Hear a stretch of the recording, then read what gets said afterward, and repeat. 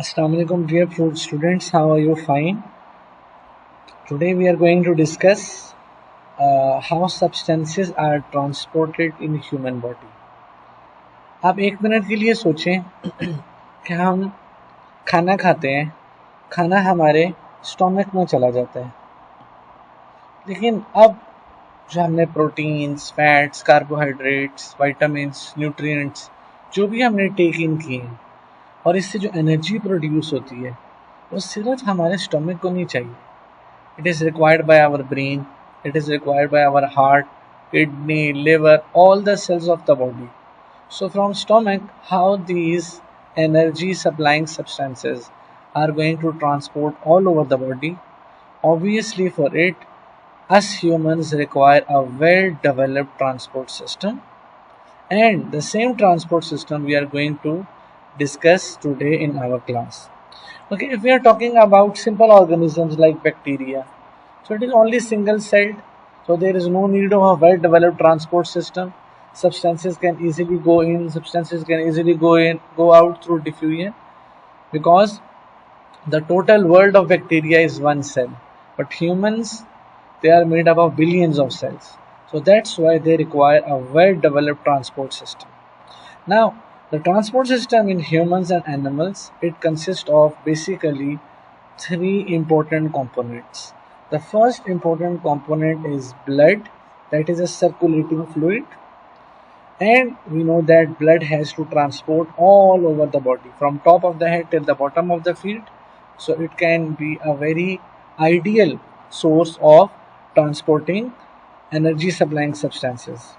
The second is the blood vessels, arteries, veins, capillaries, arterioles, venules, because blood has to travel through these channels. So these channels are also included in transport system. And the last one is pumping heart, as we all know that it is a pumping device. At least 70 to 75 times per minute it pumps and supplies the blood from heart to all the cells of the body. So our transport system included blood, blood vessels and heart. Now let's discuss blood. Blood is actually a red liquid that circulates in arteries, veins and capillaries, and it carries oxygen to the tissues of the body, and it also brings back carbon dioxide. A human adult has 5.5 liters of blood. Now we have four components of blood. When we centrifugate the blood at very high speed, so blood is divided into its components. The first component of the blood is plasma. It is 55% of the blood, and it is a pale yellow liquid. And all the basic substances, either nutrients, glucose, fatty acid, glycerol, amino acids, plasma proteins, hormones, antibodies, carbon dioxide, urea. So all of these essential substances, they are transported all over the body by plasma. Then we have red blood cells. Now red blood cells have a very important iron containing red pigment, hemoglobin. This hemoglobin gives blood the red color because it is present throughout the blood, and it is very abundant in nature in blood. So that is why, and the main job of red blood cell is that it transports oxygen all over the body. And it, the red blood cell are among those cells that have no nucleus, and their lifespan is only 3 to 4 months. So what happens that when we inhale oxygen, so now we have here inhaled oxygen. Now you can see that we have large number of oxygen molecules now. So all of these molecules will be dissolved in hemoglobin of the blood, and now they will dissolve, they will become as oxygenated blood, and this oxygenated blood will supply oxygen to all body cells. To all the body cells, oxygen is supplied, and then when the cells they will respire through oxygen, they will produce a waste material called carbon dioxide.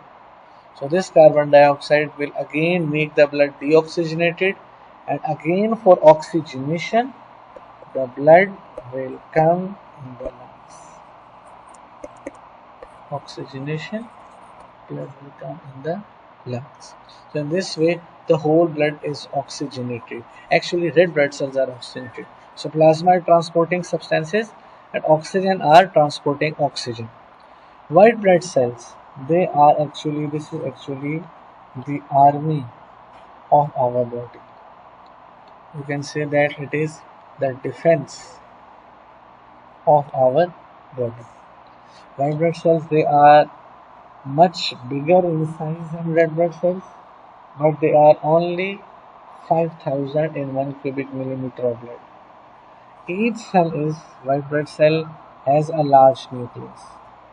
You can see that phagocytes they have lobed nucleus. So you have phagocytes they have lobed nucleus. Say like a lobe. And lymphocytes they have a round nucleus. So now both white blood cells they have nucleus, but red blood cells do not have nucleus.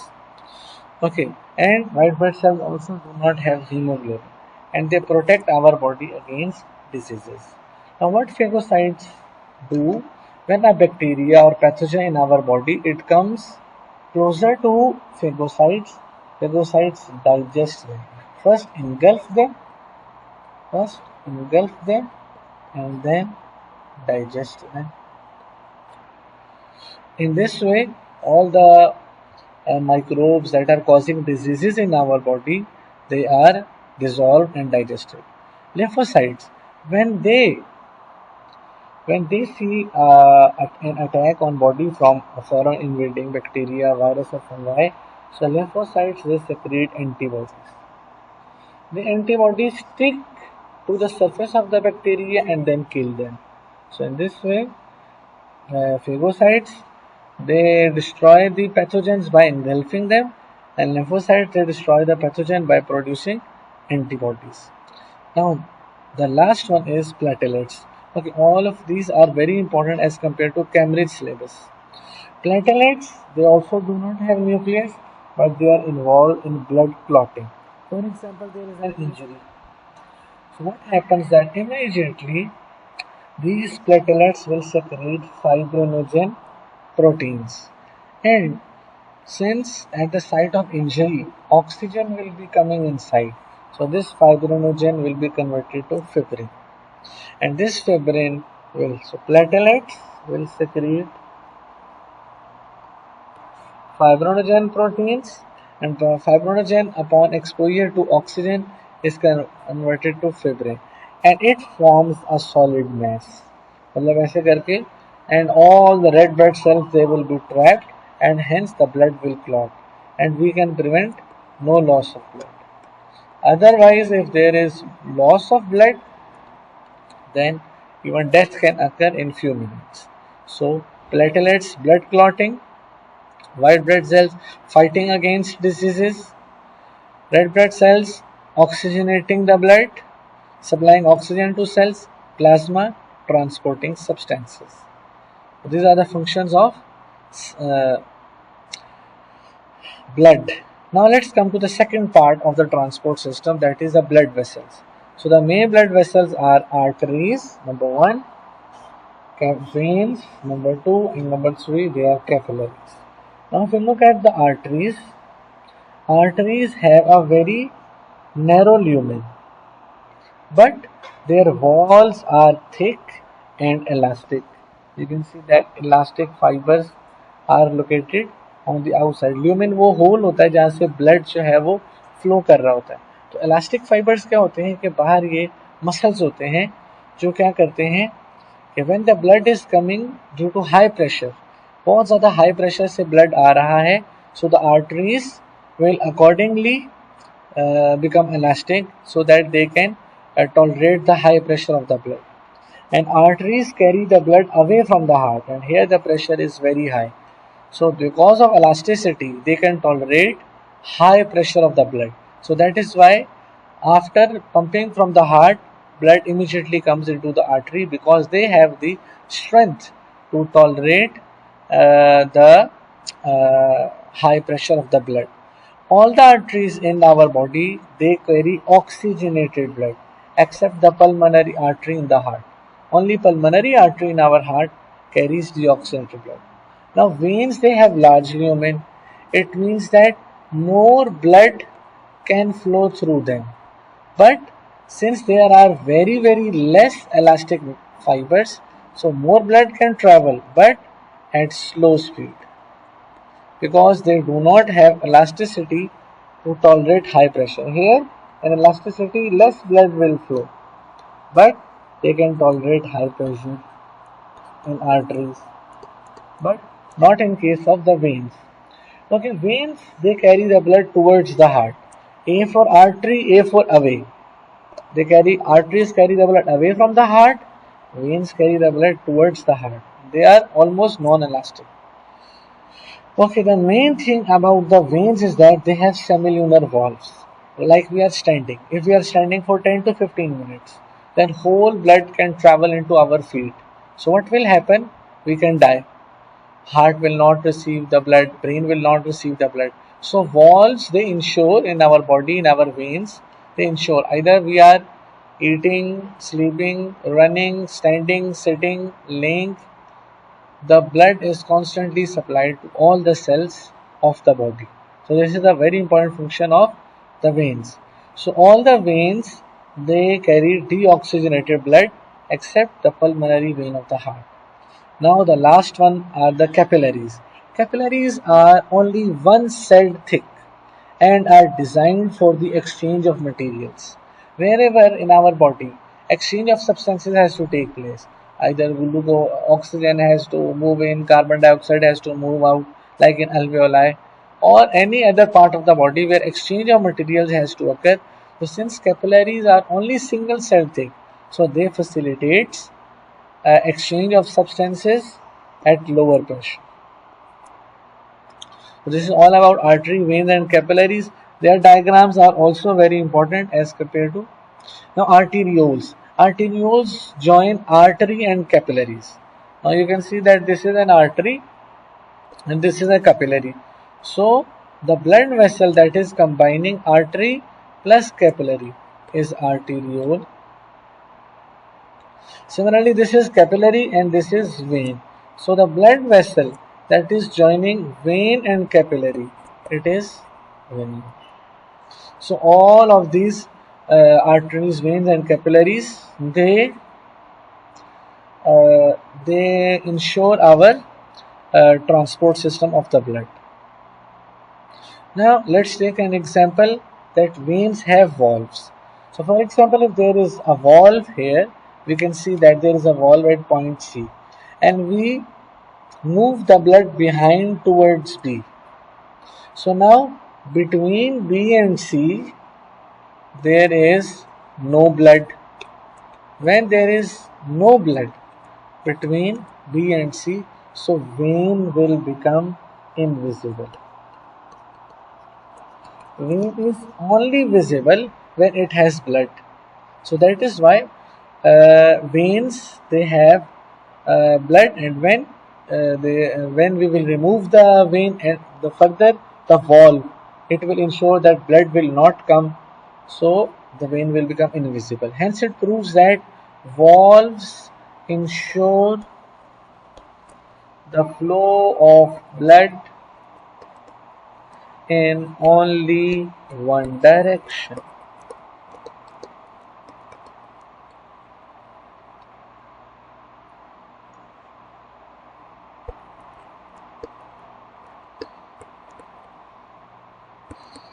Okay, now let's discuss tissue fluid. So now these are capillaries. These are network of capillaries, and you can see that blood is coming into the capillaries, and this is blood is coming at high pressure from the heart, first to artery and then to arteriole. Now in the from arteriole, now blood is traveling into capillaries. This is a capillary. So around the capillary there are tissues. You can see this is capillary, blood flowing through capillaries, blood flowing through capillaries. But this is, you can say that this is tissue surrounding the blood capillary. These are tissues, these are tissues, these are tissues, these are tissues. These are all tissues that are surrounding the blood capillary. Okay, what happens then when the blood is coming at extremely high pressure? So blood, some of the substances from the blood like glucose, like oxygen and like other substances from the capillaries, they leak into the surrounding tissues. So this is called tissue fluid.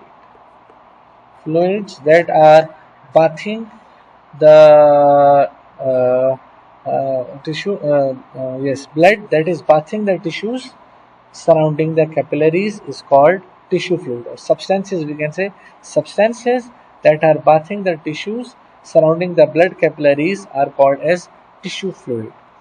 Okay, now all these tissues will respire, and as a waste material they will produce carbon dioxide. Now this carbon dioxide from the tissue will again come back into the blood. So here concentration of carbon dioxide will be very high at the venule end, and here concentration of oxygen was high at the arteriole end.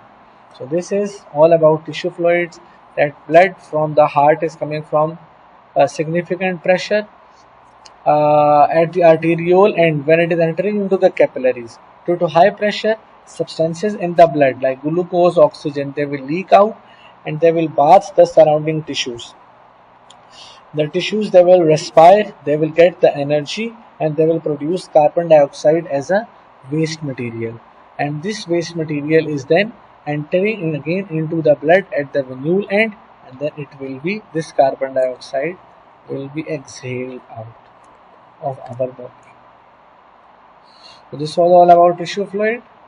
And now let's learn the names of few arteries and veins in our body. The artery that is connecting heart and liver is called hepatic artery and hepatic vein. The vein that is connecting stomach and liver is called hepatic portal vein. Liver is the only organ in our body that is receiving two major veins, hepatic vein, hepatic portal vein. Okay, so this is the combination between heart and liver. And now let's look at the combination of heart and kidneys. The arteries that is connecting heart and kidneys are renal artery and renal vein.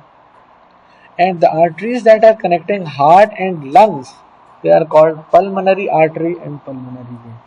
So with lungs, pulmonary artery and pulmonary vein; with liver, hepatic artery and hepatic vein; and with kidneys, renal artery and renal vein. I hope up till now the stuff is clear. Now this is the heart, very important topic in our IGCSE O levels biology.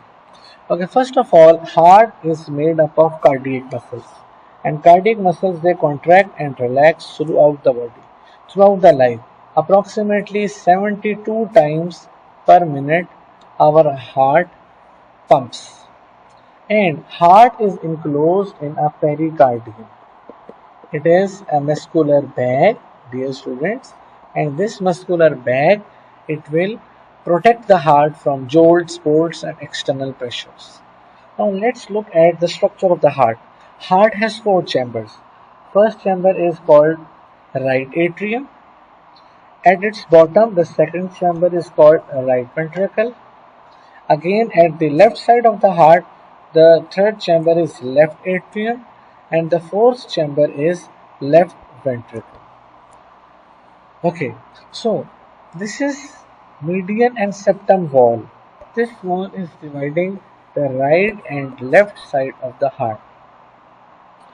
And now there are also four valves in our heart.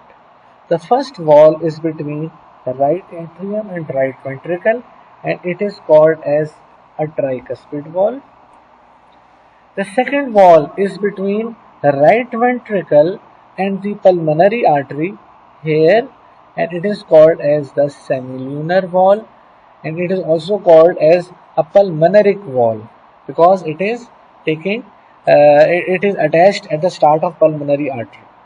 The third valve is between the left atrium and left ventricle here. It is called as the bicuspid valve. And the fourth valve is again between left ventricle and aorta. So it is again called as the semilunar valve or also called as the aortic valve. So these are the four valves in our heart plus 4. Okay, now what happens?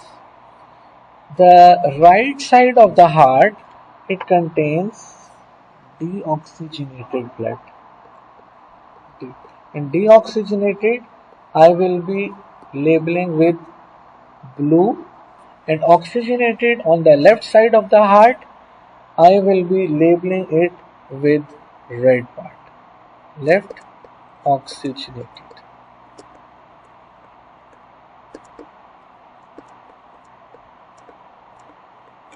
Oxygenated blood. Now, let's look at the right side of the heart. So what happens that from the vena cava, superior vena cava and inferior vena cava.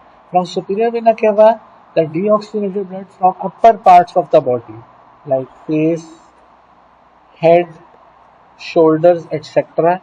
All the deoxygenated blood will enter into the right atrium. And from inferior vena cava, from lower parts of the body like legs and the reproductive organs, all the deoxygenated blood will be drained into right atrium. Now all the deoxygenated blood has been drained into right atrium. In the right atrium, the muscles are thin. And when the muscles will contract, so this tricuspid valve will open and all the blood it will be drained into the right ventricle. Now into the right ventricle, the muscles are thick. Now when the right ventricle will contract, the semilunar valve will open and through pulmonary artery with high pressure, the blood will go into the lungs for oxygenation. Okay, so since the blood has to travel more distance from heart to lungs, so that is why the muscles in the right ventricle were thick. Now the blood has been oxygenated into the lungs. From the lungs, now the oxygenated is coming from pulmonary veins and they get drained into the left ventricle. Now, all of this is oxygenated blood. Again, the left atrium is also thin. The muscles in the left atrium, they are thin, and when the muscles they will contract, again the bicuspid valve will open and all the blood will be drained into the left ventricle. And now left ventricle at last, they have the thickest of the muscles. Left ventricle, they have thickest of the muscles, cardiac muscles of all the parts of the body, because when left ventricle will contract, again semilunar valve will open and through aorta blood has to be supplied to all over the body. And when the blood has to be supplied all over the body, so that's why the muscles in the left ventricle, they are thickest. Okay, now there are some, yes, there are coronary arteries over the heart. You can see that all above the heart there are coronary arteries. So these coronary arteries, they supply glucose and oxygen to heart muscles so that heart can constantly contract and relax. Okay, what happens that sometime in the coronary arteries of the heart, here in the ventricle, in the atrium, there is a blockage. There is a blockage. Like for example, when someone is so this is a coronary artery. Let's take an example. This is the coronary artery of the heart that is supplying glucose, oxygen to the muscles of the heart. Now, if someone is eating a lot of fat, so there is blockage here. There is a blockage. Now, when the blood will not reach the heart or will reach very less, so the muscles of the heart will not receive oxygen from the blood, will not receive glucose from the blood. Then what will happen? It will lead to heart attack, a cardiac arrest. So then doctors they add stents in the coronary arteries, and those stents they open this blockage and the blood flow is again normalized. And at the end when the blood flow is again normalized, so a person can live a healthy life. So this was all about transport in humans, and here we have discussed in detail. The remaining detail you can read from my notes: pericardium, chambers of the heart, vena cava, septum, pulmonary artery, veins, all the detail that I have described, valves, coronary arteries, each and everything you can read from my notes. But the last thing is double circulation in heart. This question has also come in the past papers. Double circulation is that, first of all, deoxygenated blood enters the heart, right atrium, right ventricle, pulmonary artery, and lungs. So, this one cycle of deoxygenated blood is completed. So, this was single circuit. Again, oxygenated blood will enter into the left ventricle from pulmonary vein, left atrium, then left ventricle, and then aorta, and then it will leave the heart. So this is the second cycle of oxygenated blood.